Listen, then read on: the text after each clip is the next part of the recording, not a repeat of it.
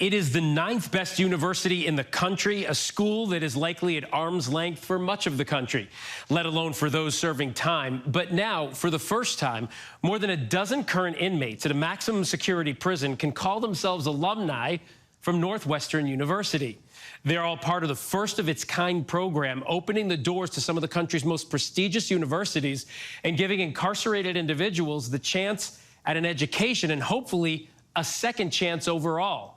ABC's Alex Perez has the story for us tonight. There's pomp, circumstance, and a lot of emotion. We now invite the graduates to the stage to receive their diplomas. Robert Boyd. This historic group ready to receive that all-important degree and begin a new stage in their lives. And I welcome you to the Fellowship of Scholars. Cheers and applause from friends and loved ones, speeches highlighting their accomplishments, and hope for a brighter future. I think I can very safely say that I will never in my life address a class as decorated as this. But this college graduation is unlike most. This auditorium is in a prison, and these students are maximum security inmates at Stateville Correctional Center outside Chicago. Our students made history as the first incarcerated students in the United States to graduate from a top 10 university. The result of Northwestern University's prison education program. The inaugural class has 16 students, several serving life sentences, with their loved ones in the audience. So, Mother, this is my open apology to you and to my family. I know everything you ever wanted from me was to be the best version of myself. So I asked you, Mama, how did I do? A lengthy sentence is not a deterrent to crime. I am the crime deterrent. I don't feel no waste time.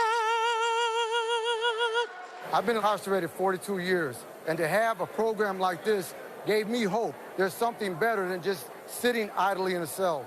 Oh my goodness, it's so good to see you. Graduate James Soto convicted of murder. He maintains his innocence and recently learned he would be made eligible for parole after more than 4 decades at Stateville. It's a place that will suck the hope out of you. It sucks away your very essence as a human being. It dehumanizes you. And by having education, it's gave me back my sense of humanity. Research shows prison education programs make a difference. Rearrests after release are frequent. One Department of Justice study found that about 68% of inmates released from state prisons were rearrested within 3 years.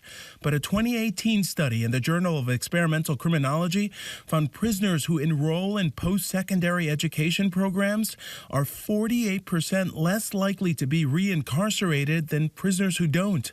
The study also found getting an education while incarcerated increases the chances of getting a job after release by 12%. But although college programs for inmates were once on the rise, there's been a decline in recent decades, making it something many inmates can't access. If they're here for something that they actually did, it was usually when they were teenagers, like early 20s. I mean, they are completely different people 2 decades later. And I think that, time and time again, we've seen that, like punitive approaches to crime, it doesn't work. I mean, incarceration doesn't work. But programs like ours do. Professor Jennifer Lackey, director of the Northwestern Prison Education Program, works closely with each incarcerated student. Okay, I said I wasn't going to cry. We will forever include you among our most cherished alumni as you continue to put your brilliance and your beauty in service of living with the outside beyond the walls. Delivering the commencement address, renowned author and journalist Ta-Nehisi Coates. When I got the invitation to come here and to address you, wild horses couldn't have stopped me. What did it mean to you to see and hear and learn from this graduating class? Well, I think what you said about learning from them is really, really important. I was deeply, deeply inspired. I teach kids who struggle to get to class, you know what I mean, in the morning, and to see these guys struggling with what, you know, they had to struggle with and still manage to get, you know, an education for a prestigious university. It's a big deal. As I prepare to enter society in a few months, this is one of the most memorable moments that I'm going to be proud to write in my story. After 22 years behind bars, graduate Bernard McKinley was recently paroled and will soon rejoin society. Top of his list once released, helping to stop the cycle of incarceration.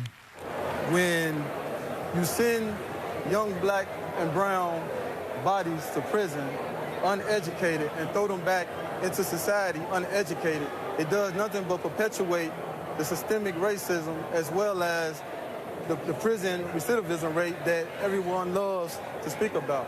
McKinley is also the first incarcerated candidate in Illinois to take the LSAT. With his bachelor's degree now in hand, his next goal, law school. What does that piece of paper that you got today mean to you? That piece of paper only solidified what I already knew about myself. That piece of paper told the rest of society and the world that I know what I'm capable of, and this is my potential. So that piece of paper is only the beginning of what I plan to do.